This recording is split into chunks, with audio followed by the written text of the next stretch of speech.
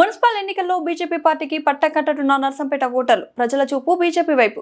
ప్రభారిరావు పద్మ. వరంగల్ జిల్లా నర్సంపేట మున్సిపాలిటీ పరిధిలోని 30 మంది బీజేపీ కౌన్సిలర్ అభ్యర్థులకు బీ ఫార్మ్స్ ను బీజేపీ రాష్ట్ర అధ్యక్షులు ఎన్ రామచంద్రరావు అధికారికంగా విడుదల చేశారు.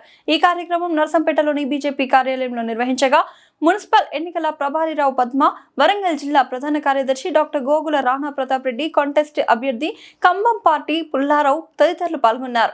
ఈ సందర్భంగా 30 వార్డులకు 30 అభ్యర్థులతో బీజేపీ బరిలోకి దిగడం మున్సిపాలిటీలో పార్టీ బలాన్ని మరింత పెంచుతుందనే విశ్వాసం వ్యక్తమైంది. వారు మాట్లాడుతూ బీఆర్ఎస్ ప్రభుత్వ పాలనపై ప్రజల్లో అసంతృప్తి పెరుగుతుండగా కాంగ్రెస్ ప్రభుత్వ వైఖరిపై అయోమయం నెలకొందని అన్నారు. ఈ మున్సిపల్ ఎన్నికలు రాష్ట్ర రాజకీయాల్లో కీలక మలుపుగా మారనున్నాయని, ఈసారి ప్రజలు బీజేపీకి పట్టం కట్టేందుకు సిద్ధంగా ఉన్నారని తెలిపారు. ఈ కార్యక్రమంలో రాష్ట్ర కౌన్సిల్ సభ్యులు వడ్డేపల్లి నరసింహారాములు, జిల్లా ఉపాధ్యక్షులు రేసి శ్రీనివాస్, పార్లమెంట్ కో కన్వీనర్ కట్ల రామచందర్ రెడ్డి, పట్టణ అధ్యక్షులు గూడూరు సందీప్, రూరల్ అధ్యక్షులు తనువుల అంబేద్కర్, 30వ వార్డుల అభ్యర్థులు, సీనియర్ నాయకులు, కార్యకర్తలు పాల్గొన్నారు. స్వాగతం సుస్వాగతం తెలియజేస్తూ, ముఖ్యంగా నర్సంపేట మున్సిపాలిటీ ఎన్నికల్లో ప్రతి ఒక్కరు కూడా ఒకప్పుడు ఎన్నికల్లో పోటీ చేయమని అడిగేది.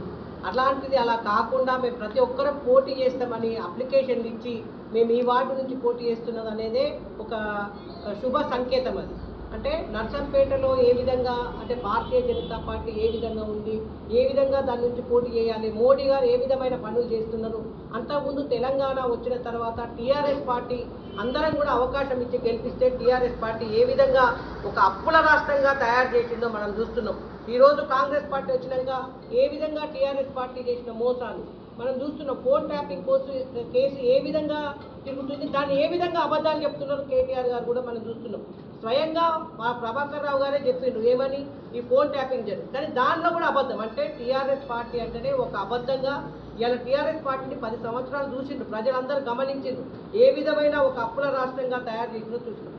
దాని తర్వాత దాన్ని టీఆర్ఎస్ పార్టీని అందరూ కూడా దాన్ని దించాలనే ఒక ఆలోచనతోని అప్పుడు ఆ రోజు కాంగ్రెస్ పార్టీకి అవకాశం ఇచ్చింది. ఎందుకంటే టీఆర్ఎస్ పార్టీ మోసం చేసింది, ఏం అభివృద్ధి కాలేదు, ఒక కుటుంబం అభివృద్ధి అయింది, కనీసం కాంగ్రెస్ పార్టీతోనైనా మేము అభివృద్ధి చేసుకుందామని కాంగ్రెస్ పార్టీకి అవకాశం ఇస్తే కాంగ్రెస్ పార్టీ ఏ విధమైన అబద్ధాల హామీలు, ఏ విధంగా 420 హామీలు ఇచ్చి 6 గ్యారంటీలు ఇచ్చి ఏ విధంగా మోసం చేసిందో మనం చూస్తున్నాం. 2 సంవత్సరాలు గడిచిపోస్తూ ఉంది కాంగ్రెస్ పార్టీ అధికారంలోకి వచ్చి. ఏ ఒక్క గ్యారంటీ నెరవేరిందా? ఏ 6 గ్యారంటీలు ఏవైనా ఉన్నాయో అవి ఏమైనా చేసిందా? ఓన్లీ ఒక ఫ్రీ బస్ తప్పితే ఏదన్నా ఒకటి జరిగిందా? ఇలా తులం బంగారం ఎక్కడ పోయింది? అదేవిధంగా ఇలా వాళ్ళ హామీలు ఏ ఒక్కటన్నా నెరవేరిందా? ఇలా ప్రజలందరూ ప్రశ్నిస్తున్నారు. మన సర్పంచ్ ఎలక్షన్లో మేము గ్రామాల్లో తిరిగినప్పుడు ప్రతి దగ్గర అడుగుతున్నారు, ఇలా కాంగ్రెస్ పార్టీ గ్యారంటీలు ఏమైనాయి, ఏమి ఇవ్వలేదని. కేవలం ఒక డబ్బు ద్వారానే వాళ్ళు ఆలోచిస్తున్నారు తప్పితే దేనితో కాదనేది నా ఆలోచన. కాబట్టి ప్రజలందరినీ ఇక్కడ ఈ నర్సంపేట మున్సిపాలిటీకి సంబంధించిన ప్రజలు నేను కోరుకునేది ఒక్కటే, ఒక నిజంగా ఆలోచించండి. ఇలా భారతీయ జనతా పార్టీకి సంబంధించిన ఒక ఎమ్మెల్యే లేడు, ఒక ఎంపీ లేడు, అయినా ఒక గ్రామం, ప్రతి గ్రామం అభివృద్ధి కావాలి, ప్రతి గ్రామానికి ఫండ్ నరేంద్ర మోడీ గారి ద్వారా ప్రధానమంత్రి ఆవాస్ యోజన కింద డబ్బులు ఇస్తే ఇందిరమ్మ ఇళ్ళని అబద్ధం చెప్తారు కాంగ్రెస్ పార్టీ.